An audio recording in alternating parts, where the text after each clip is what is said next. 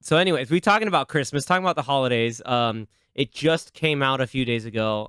This one was a real delight to watch. It was only like 48, 49 minutes long, but it was very nice. And it was the Guardians of the Galaxy holiday special. It was awesome. I expected I had a low bar at it because, oh, it's a holiday special. Like, the last like big special that they had that was out, that was amazing. That like set the bar high was like Werewolf by Night. And I was like, okay, cool. Like that's the bar. And so I'm not expecting it to pass that because it was so good. But this hit you in a completely different direction. It was James Gunn getting a big send up to just these feel good holiday Christmas movies and Christmas stories. You had a good mix of everything. You had some heart, you had some funny jokes, you had some ridiculousness, and you had some great cameos, some interesting dialogue drops, but Some funny Easter eggs. yeah, some really fun Easter eggs. One that has me thinking, where the hell did they get that? But it was pretty awesome. But I thought it was going to be very kind of phoned in and just like, oh, we're just doing this for whatever. But no, you can tell James Gunn put a lot of heart and soul into this.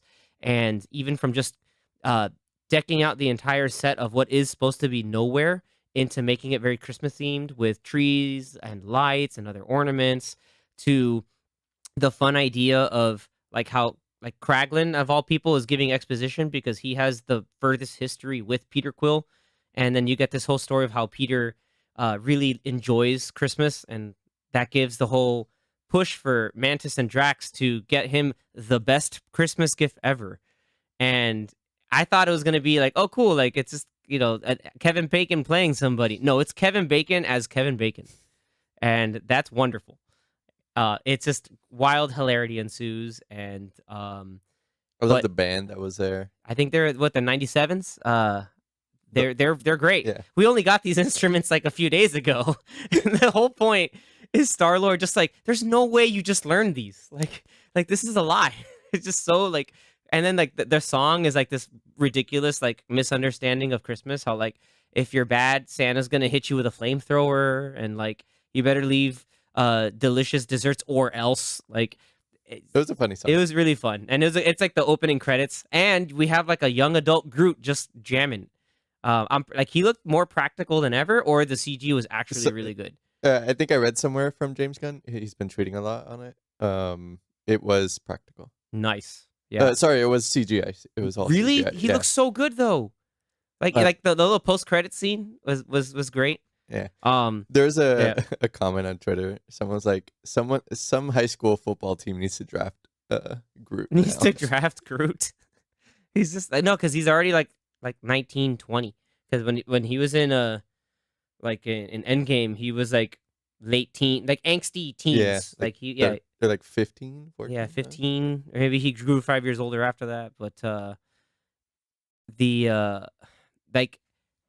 the progression, like beyond just the jokey hokey like Christmassy stuff of it, there are some genuinely heartwarming moments. Like the way they do they do flashbacks, they have this whole really awesome old school animation, like how they animated the old 1970s Lord of the Rings. Like it has that style and flow of animation. It's really good, and it found a way to bring back Michael Rooker.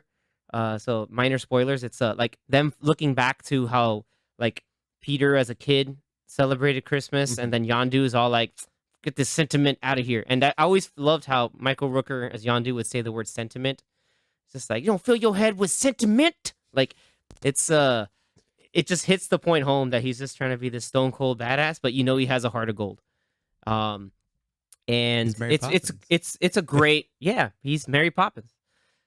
It's honestly in the end, watch it. It's really well done. It's very quick too. It's like 45 minutes, but it flows by pretty quickly, but it's definitely packs a lot in there. And we get a little bit of Cosmo the space dog. She's great. She's hilarious. Her and Rocket, I think, are gonna be like the two new that's the new dynamic duo, since like Groot is still Groot's always hanging around with Rocket still, but now you have Cosmo and Rocket, and Cosmo is great because it's definitely setting you up for Guardians 3, an emotional, intense Guardians 3 to send it all off. Oh yeah, there's actually a big revelation in this one too. I don't want to spoil it for you, but highly recommend watching it. Like I said, the big revelation adds a lot of heart to it all. And I was watching it and it just I had all the warm and fuzzies. It was really great.